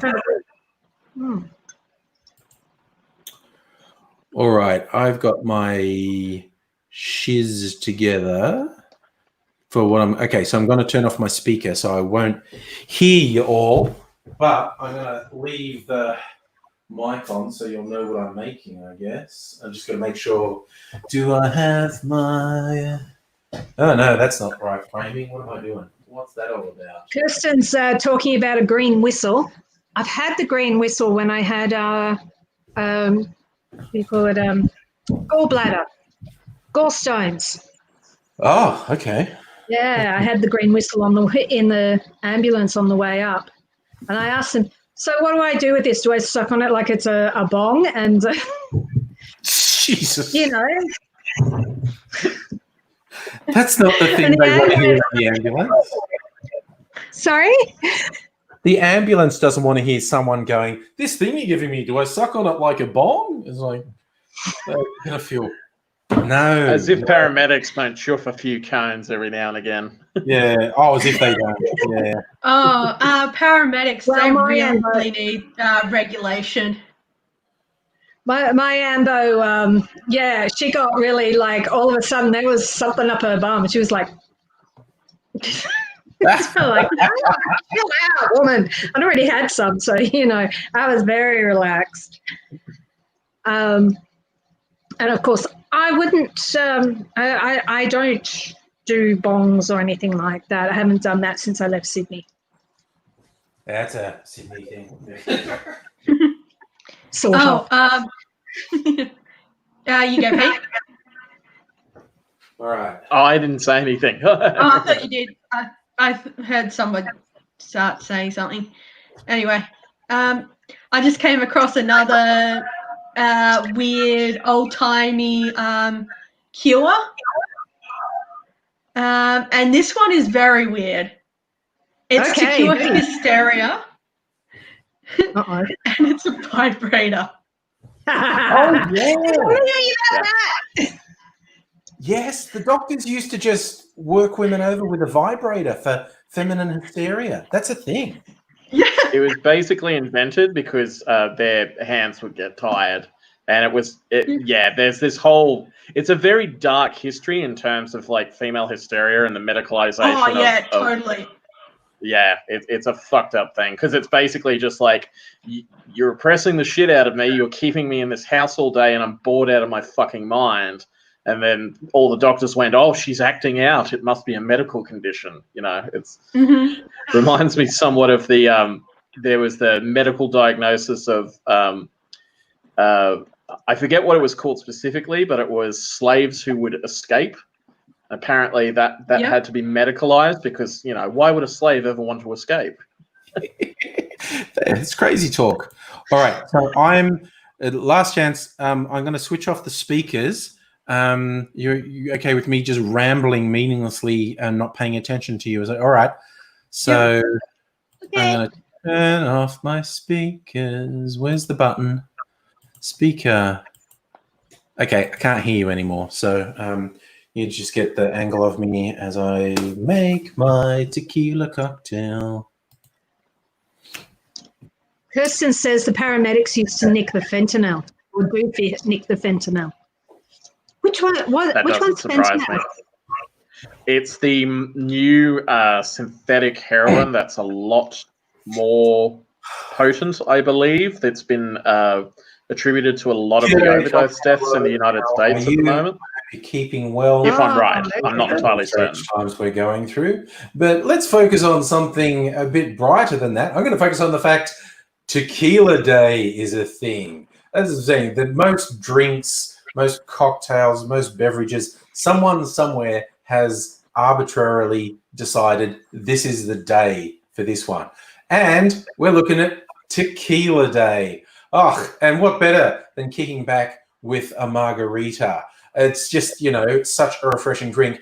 But, of course, everyone knows a margarita, and I thought I would do something a little different, a lesser-known tequila drink. But when I was looking up tequila drinks, I found one called a picador, and it is actually the exact recipe for the classical proportions of... I just fucked everything up and got lost after all that. Okay, cool. Margarita. I forgot the word margarita. That was the problem. And also, Thank goodness for editing. I forgot the date. Okay.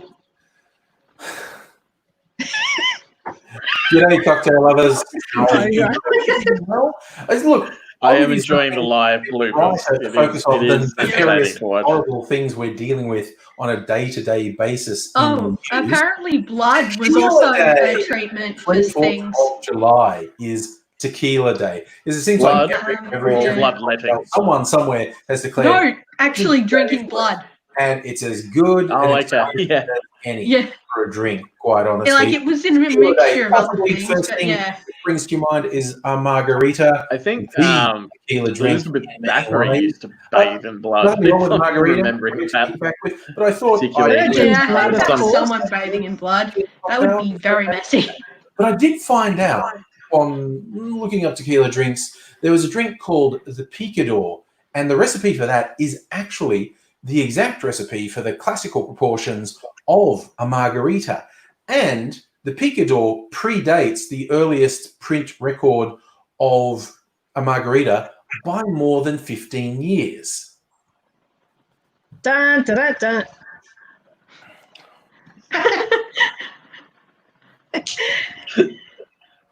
He stopped. Yep.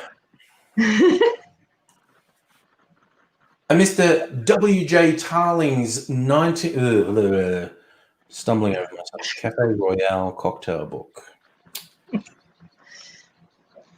Oh, that's interesting, Stella. About the Viper's, the first electronic household appliance. Book has the recipe: 2 ounces of tequila, 1 ounce of triple sec, 1 ounce of lime juice, and some. I was right about Elizabeth Bathory. Yeah, I only know about her because there's a great metal band called Bathory. Margarita was more. I like them. The Picador. Yeah, they're knowledge, but yeah. a little. I haven't listened to too much of them, but there's definitely a lot of bands that I like that are influenced by them. Ah, I found Bathory when I was in my metalhead phase. Early 90s, went to, now what was it called? Utopia Records in Sydney. Twist. Yeah. Wasn't a Utopia was So playing I'm actually Bathory, sure. and I'm like, what is this? And so I bought it. And it was an import, and it was expensive. I had very little money, but I still bought it. I'd never heard of it. And I think they were sounding components in it. And I thought, this is the one I'm going to go for. CD So without around. further ado, let's make an Amatita. They were adapting, I think, Wagner, perhaps, or yeah, there was Jeanette. definitely some. Yeah, there was definitely some Wagner influence in them, but yeah, they're definitely sort of Obviously enough, we have considered to have inspired a lot of the second wave of black metal and things like that. Drink or Um, tequila.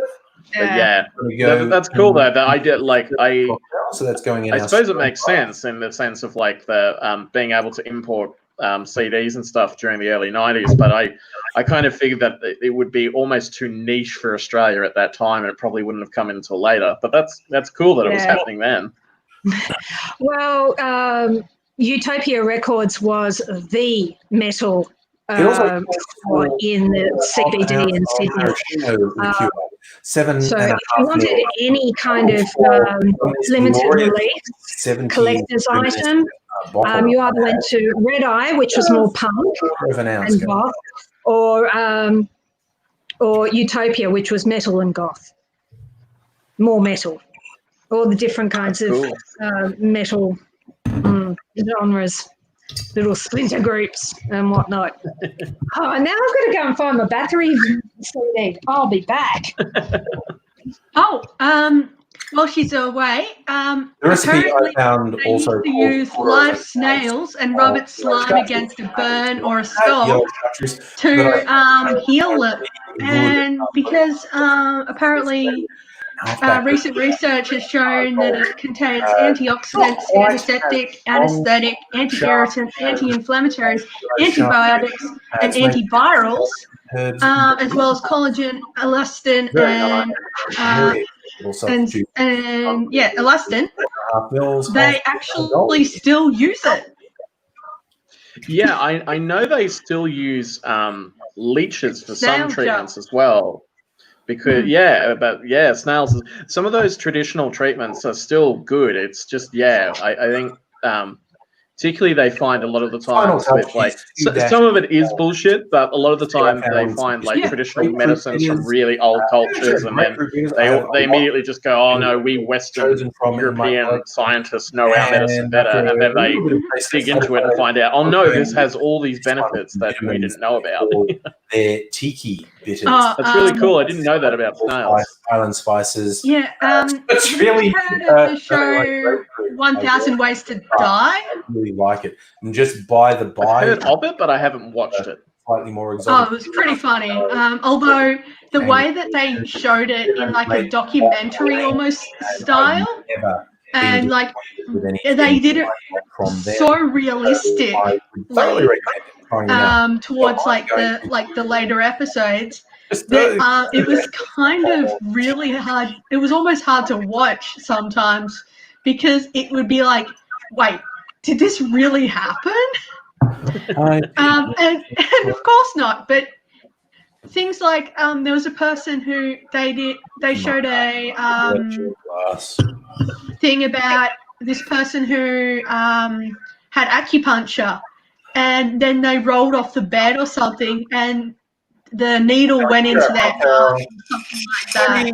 Maybe 30 seconds. And so they got kind of skewered with these acupuncture needles.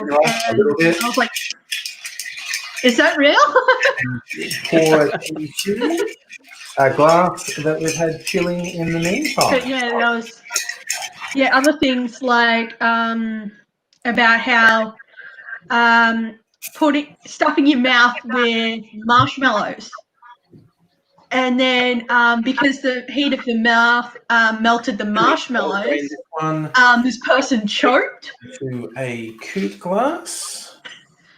Yeah. That's a tough one to go out on. It's a very courageous or heroic death. Coming from the Oak Similar if you used yellow juice. Let's give it a taste test. Hello. I couldn't find my battery, but I did find my body count. Well, nice. Surprisingly, Yeah. Is that the one with Cop Killer? Tequila is coming through quite strongly. It's a good show. Uncensored. That's I saw them. They toured Australia like a getting a nice year or two ago, and I saw them live, and they were really great. I really enjoyed them. same as you'd get herbal notes from a yellow Yeah, shark. they are good. I saw them live back in the day. Yeah. A bit Um, by the maraschino. and then- It's just And then Ice-T went and played a cop, so that was weird. But Yeah. but yeah, I was so stoked that I could play this for Ali, really good my talent. my older daughter. And she was like, "I'm listening to illegal music" to her friends. As I said, nothing. I did see an interview that Ice-T gave when like all the controversy about that happened on Australian TV, and it was just it was very clear that the interviewer was expecting him to be completely out of his depth and not really know anything, but he's actually quite articulate and actually knows what he's talking about a lot of the time. Bit of a twist. Oh on- yeah, he does. He's a smart guy. Yeah, so if you're Yeah, I think there was marking a film. Tequila Day, maybe you'll try Oh, this sorry, I one. Give can't the hear word. you quite over angry. Or what's your go-to tequila? There was a film called Fuck, which was a documentary that he was in. Like to And yeah, fairly flexible drink. I really liked him at one point because they were discussing like 24th of July. the First Amendment to the Constitution and things like that. And they just sort of cut to him, and he's just like, I don't care what any of those motherfuckers thought, because like they were people who wanted to be free who owned slaves. Like, I don't give a shit. Like I support it because I support free speech, but I don't support it because a bunch of old dead white men supported it. Yeah, no, well, fair enough. Yeah, supported in principle, like the full principle, not the way it was first come up. That's a bitch. All right. Ugh. But this is great. This was also bought at Utopia. They were the only ones stocking it. Nice. Apparently, garlic, onions, and wine over 9 days can Turn you has French? antibiotic properties. Yeah, so onion, garlic, and wine, antibiotic properties, and it is so good that it's being investigated as a treatment for antibiotic-resistant MRSA bugs, and it looks hopeful. Oh, interesting. That's good. Yeah. Yeah, I remember in my hippie phase buying garlic capsules, but boy, they repeat on you. Oh. Maybe it'll So, keep you safe Henry- because no one will want to come near you with garlic breath. Social distancing, Yeah. very effective. Hey, Angry, are you back on? Are you I'm talking back. to us? Yeah. Do you remember Utopia Records in Sydney? You're a bit of a metalhead, weren't you? Yeah, I don't think Utopia was one I went to. I used to go to Waterfront or Phantom. That's right. There was Waterfront too. I never went to Waterfront. I went to Utopia and Red Eye. Oh, yeah, I used to go to Red Eye. Yeah. Yeah. Yes.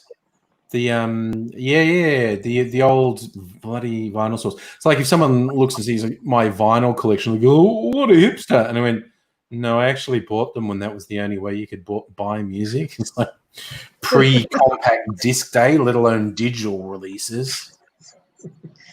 Yeah, I was just going through the old compact discs, and they've all been moved around. And I used to keep them in perfect alphabetical order. I used to be absolutely meticulous with them. But now, fuck knows. I open them, and God knows where the CD's actually gone, because we had small children. So they go, "Oh, I can open a thing and pull a thing out." Whee! And so, I have found a few things that belong to the X in there, but I don't know where the actual CDs have gone.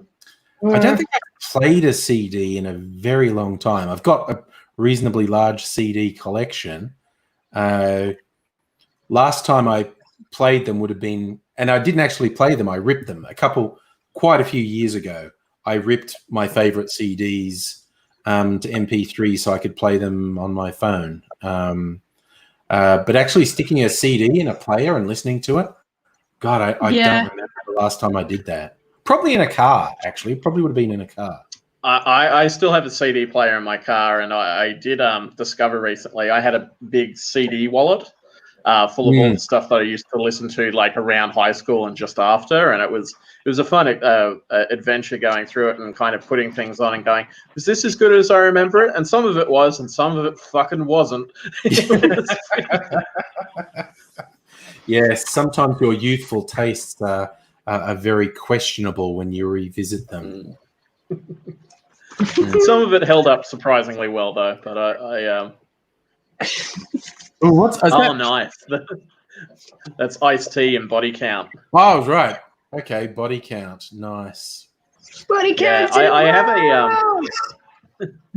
I have a couple of milk crates filled with vinyl at the moment, but one thing I'm thinking of expanding into, because it's making a bit of a comeback, is actually cassette tapes, because they are a very reliable source of media for independent bands to release. It's a lot cheaper and a lot easier to do than press some vinyl or even making CDs these days. So I'm currently waiting on a cassette from a death metal band in Melbourne called Carcinoid, but they've been delayed because all their cassettes are in the United States at the moment. Getting anything at the moment is a pain. Yeah. Oh, everything just froze for a second. Oh, Tree's come in. Oh, he's excited. You're holding up Body Count because there's a new Body Count album out. Oh, is there? First new release from Body Count in a long time. Yeah, I saw them a couple of years back. I was saying, well, you were making Cocktails Angry, and they were touring a new record, and they were fantastic live. I had a lot of fun at that show. Yeah, I love that classic one from the first album where it's basically a song just addressing the fact they're a black heavy metal band, and it was lyrics were something like, "Who those black boys think they are? What are they doing with that guitar? Don't they know that's not for them? Don't they know the rules?" Yeah, because that was controversial, black guys doing metal. Yeah, well, that's a white boy thing, heavy metal. I thoroughly recommend looking up a documentary called A Band Called Death. And they were this very unknown band that in the 70s that predated the Ramones by about 3 or 4 years. And they're all black group from Chicago, and you listen to it and it's like, this is punk rock. This is punk rock before punk rock was even a thing. Cool. And it's a really fascinating story as well, because basically part of the reason why they fell into obscurity is because the main visionary behind the band, they were approached by record labels and they said, we're not going to promote a band called Death. You have to change the name. But he had a very specific vision in mind, and he just refused to falter from it. And there was a really interesting story because he was brothers with one of his other bandmates, and he turned up to his wedding quite sick, and they didn't know at the time, but he didn't have long to live. And he gave his brother the master's tapes, and he said, someone is going to come looking for these, so hang on to them. And there was just this big revival in the early internet age of like punks on forums finding these like singles and tracks and things like that and playing it at punk discos, and it just suddenly took off, and it was like, really fascinating story. Cool. So Dinkle Doty talking about buying CDs. Last CD they bought was an Epica album. Before that, Wendy Carlos's score for A Clockwork Orange. There you go. Safa, this is how we play tapes these days. Yeah, Safa, we get a cassette player, basically. They still exist. eBay. Cheapy. Yeah. eBay. Whoa. Yeah. God. I speaking of soundtracks for Kubrick films, there was, I think it was his daughter did the soundtrack for Full Metal Jacket, compiled the things. And there's one, because that came out when I was at college, and there's one that loved playing I Want to Be Your Drill Instructor. They released, it was not how it was in the movie, but for the soundtrack, they did a version of Lee Ermey doing the marching chant, and they did it with like a hip-hop break beat. And it's great with him go, I want to be your drill instructor. And then the response of the troop going, I want to be your drill instructor. It's just, I want to cut off all my hair. I'm going to cut off all my hair.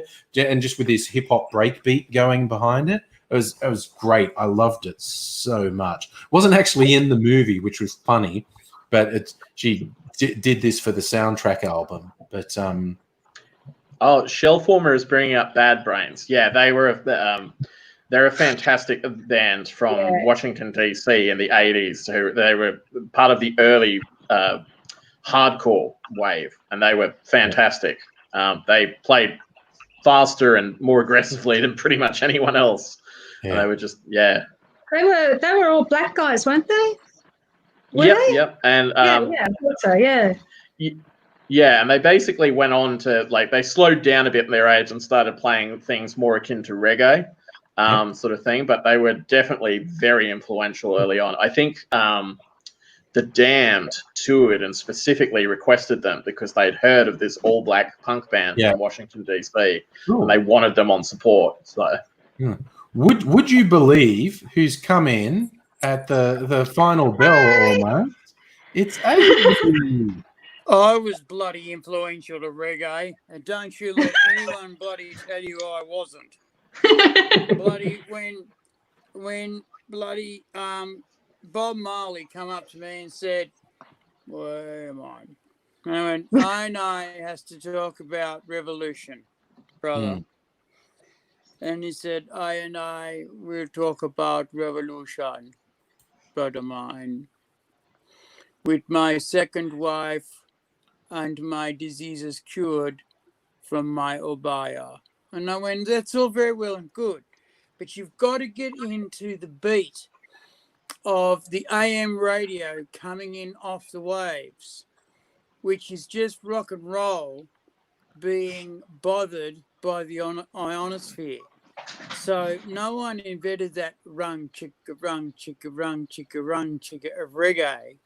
What happened was they were trying to emulate AM radio, but because it was being hit by ionosphere and waves, it was going chick chick chick chick chick chick chick, and that was what they were playing. Yeah, and that was why the sound sounded so fresh. Yep. That's weird but true. That a slightly more modern version of weird shit like that I heard on the Blind Boy podcast, and he wasn't sure if he was completely talking shit, but he was sure a reputable person had told him some of the more recent trap house stuff that has some really sharp jangly stuff was actually influenced by hip-hop dudes in their cars playing stuff on the car stereos so loud it was rattling the rims on the wheels, and that ringing sound is in a lot of trap house, that's reputedly the source of the sound was guys playing hip-hop in their car so loud the bass was making the rims ring. And so much stuff is basically your young musician trying to emulate their gods down to perfection. Like, oh, this is the sound that they make that is so cool, but I can't make it. How do I make it another way? And they invent a whole new electronic or a whole new, musical way of making the sound. When in fact it's just an artifact of either poor quality connection or poor quality transmission, or just a happy accident of windows rattling in their panes. There was when I was studying music production at uni AT, there was a truism that was essentially the imperfections of old technology will inform new music, which is why when you hear a lot of hip hop records these days, it's they'll emulate the sounds of vinyl crackle, or they'll bring in tape hiss and things like that, and glitch music.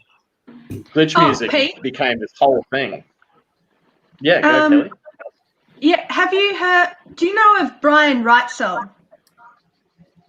I do not know. He did the soundtrack for the TV show Hannibal, and it was it's my favorite TV show. But the way he designed music and stuff for Hannibal was so unique and interesting and stuff. They're actually teaching courses on music design based on Hannibal. That doesn't surprise me because that's a very distinctive sound for a show. Yeah. Oh yeah, really distinctive. I've never watched that one. It's really good.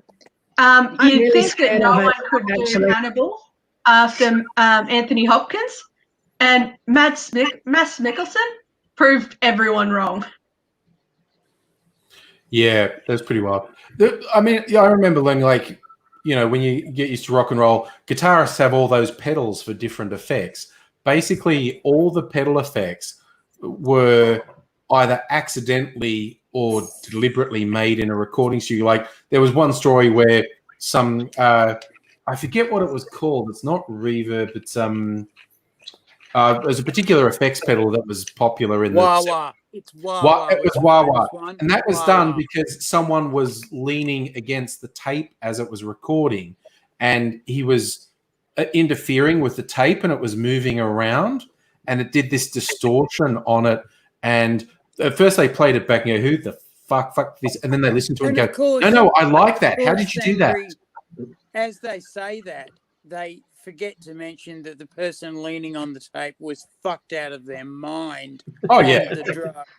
Yeah, absolutely. One of the original Jimi Hendrix masters came with an instruction that was taped to it, and it said, distortion intentional, do not remove.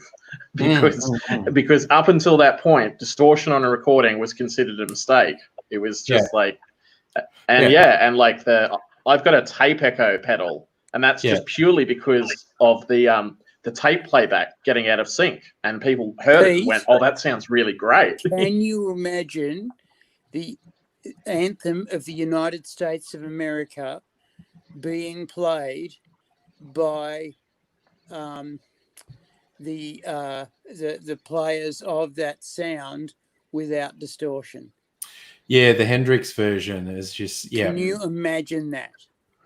Was it? Can you another imagine one? how that would have ruined that piece of artist? Do you know that's in the Library of Congress as one of the 12 treasured pieces of art in America? Really? Yes. Good. Yeah. Oh, yeah. Yeah. Straight old war veterans came up after the playing of that because it was done at the the obelisk, the I don't know what it's called, the Washington Monument, by Hendrix to open up the I think it was either the Memorial Day parade or it was a parade, and he played that there. He had also played it at Woodstock, but he played it there, and he had veterans with their hands over their hearts crying. Yeah. Because he said that is the sound of what it means to be passionate about this country. This is what it means coming from the heart, not just the noise of, oh yes, and this happened and that happened and there was tanks still there and rockets in the air. No, it was the raw sound of this is America. This is what we feel about America, and it's treasured as a piece of art. It is held on a piece of gold-lined tape, where its magnetic fields basically, you know how tape is rolled around and around on a roll, on a drum? Well, when they're doing it like this, they spool it out on S-shaped, basically velvet pads, so that nothing moves the recording head, the recording surfaces, and then they evacuate all of the air out of these big glass tanks that they held it in, and then they just push it into the shelves, and they make copies and copies and copies, obviously, and that's what you get to hear. But the original is there. The original actual pressing is kept under trust by Columbia Records or EMI, one of the two. Who did all the black? No, because Billy Hendricks had the big fight. He had the big fight with them and said, I'm going to it was fucking Apple. It was the Apple Studios, the Beatles. Yeah. Who were they? I don't know. It's not important to get bogged down in a detail like that, though. Sorry, mate. I was just saying, I know the way your brain works, but I don't want you to tie yourself in knots on what was the name of the record label. It's but not he went with the British because the Americans were ripping off black people, and it's one of the great things of all time America. And you were saying, Pete? Oh yeah, I could talk about Hendrix for days on end. I absolutely, he's someone who I find very just amazing and inspirational, just because he's not even that technically gifted as a guitar player. There are players who I've seen who could out-shred him, but it was because he was just so different in his approach and just so creative with it all that he was just worked so hard. He practiced 9 hours a fucking day. Yeah. 9 hours a day. Right? And if you're going to do that, you're going to get good. Yeah. And also, I wanted to ask you, accident, suicide, pushed. There is a conspiracy theory that it may not have been either an accident or a suicide because there was apparently some sort of contract. I personally don't know. It's kind of a little unimportant to me, I suppose. And he fell in the pool and drowned. That's what happened. Yeah. Right. He was. I wouldn't be surprised. And he drowned.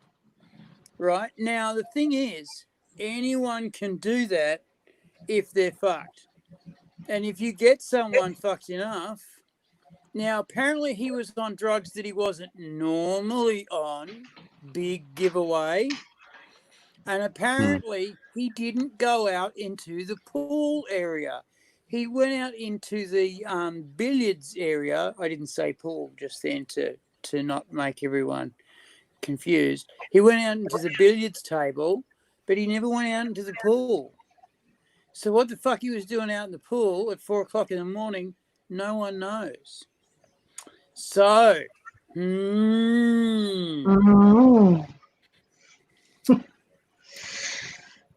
My favorite Hendrix story, though, has to be when he played Monterey, the Monterey Pop Festival, and it was him and The Who were having an argument about who should go on last because neither of them wanted to go on after each other because they just respected each other too much and would know that it'd be a death sentence to follow each other. They tossed a coin, and Hendrix lost, and The Who said, "We'll go on first then." And then that was the infamous performance where Hendrix lit his guitar on fire after just trashing the stage. And I think it was Pete Townsend was standing off stage, and someone was looking at Hendrix just causing all this destruction and just going, "That looks a lot like what you do." And Pete Townsend turned to him and says, "That is my act." Yeah. I did see only man to make Eric Clapton go, "I better go home and practice." Yeah. Yeah.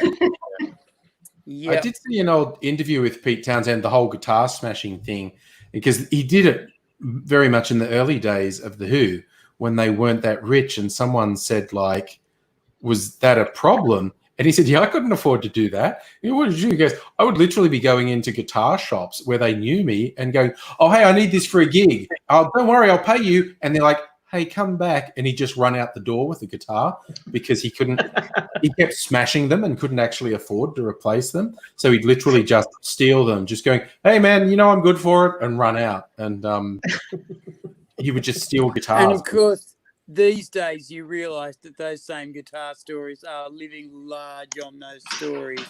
Oh, yeah. They've got that plaque written up in engraved letters with photos of Jimmy at that age, Yeah. with hopefully a photo or two of the guitar, Yeah. and going, yeah, he stole a guitar from us before he smashed it, and here's the smashing and blah, blah, blah.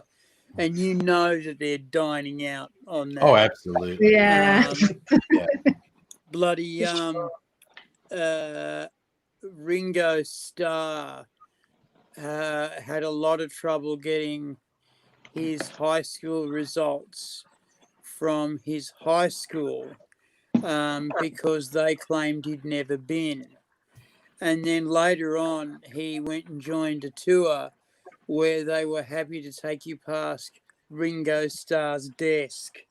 Oh, yeah. Yeah. Going, well, you can go and get fucked.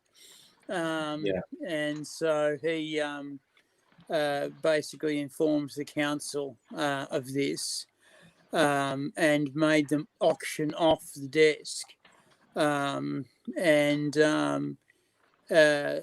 You know, and they auctioned off the desk, and it brought over £4 million. And the school was going, yes, we did a bad thing. And then Ringo, being bloody Ringo, gave it all back to him Yeah. and said, there you go, buy some books. Mm. What was another one like that? The 27 Club. Does anyone believe in that, or is that just a It's just time a when coincidence. people are It's a fucked up? coincidence. But I mean, it's a coincidence. yeah. Because I know when I was four 27 very big names that all pop their clogs at 27 is a bit weird, certainly. Yeah, and they did it, 4 of them or 3 of them did it all, within a 2-year span or something, like a really small span of time. And then there was Jim Morrison, Jimi Hendrix. How old was Janis Joplin when she died? Was She's she 27. 27. Yeah. So those were the 3 that had all happened around the same time. And then many years later, Kurt Cobain. And then years after that, Amy Winehouse. Yeah. Died at 27. Oh, I'm looking at the list, and it's actually pretty long. Yeah. Yeah. But We I'm thinking, are I had my first patent-seeking serious animals, OD when though. I was 27. sorry? What? I had my first serious OD when I was 27. There you go. 27 is a funny age. You're looking at 30 thinking, I should have achieved this, this, and this, and I still feel like a fucking kid. At least I remember one of my lecturers telling me, everyone says, oh, your 20s is great. Your 20s suck. Your 30s is going to be good, but your 20s suck. You're learning all about how to be an adult, which is shit. You're learning all about rent and what breakups are like and how fucking gives you diseases and how foreskins don't grow back and how fucking all of a sudden fucking rumors destroy your career and you've got to rebuild a new career mid it's shocking. And I learned all of those. the 20s are pretty and I still had dramatic. a pretty good adventure. I also There's Yeah. people who tell you that From- high school is the best years of your life, and I've never trusted anyone who's told me that. Bullshitters. High school was fucking I fucking awful. want to stab people who say that. Yeah, I've still got like a few more months left of my 20s. So it gets better, Enjoy them. Kelly. That's what we're saying. Yeah. Enjoy them. And then you Although have kids. I doubt. That's a Well, whole set of at other the things. moment, I can't support myself, let alone another person. So Don't worry, they start out That's small. okay. That's okay. You know what? I was going to talk about this, but my old man, I actually spent a little bit of time away from this show for a little while because I was a bit mentally fucked up by this. My old man took me aside when I was in Canberra last and said to me, you have to learn to stand on your own 2 feet. You've never been able to do it. And for Christ's sake, you're nearly 50 years old. You've always been fucking useless. and you can't even get a fucking job. For Christ's sake, get a job and learn to stand on your own 2 feet.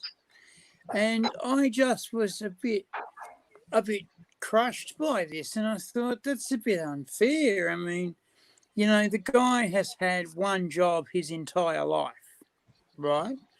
And he walked into that job when he was 15 because back in those days they were looking for workers. And you could just and walk he into a got- job. You could walk into a job, and he knew the job he wanted, and he got the job he wanted.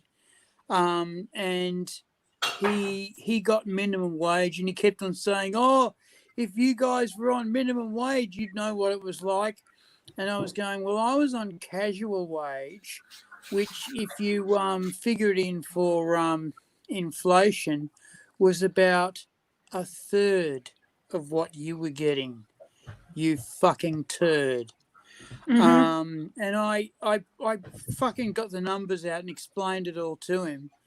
And he said, "Yeah, but you didn't have to pay rent and fucking bills and all that shit." And I said, "I had to pay rent and bills and all that shit and tax because of the way you set up your family company, but we won't go into that." And anyway, so I was really quite stung by this. And then I realised, hang on just a fucking minute. I am 50 years old. I've had something like 27 jobs. They've all been underpaying. None of them have had entitlements. None of them have paid sick leave. They've all fired me at the drop of a hat. And they've all fucking made damn sure that they got twice as much out of me as I got out of them. And the moment it looked like my work was dodgy, they'd fucking asshole me.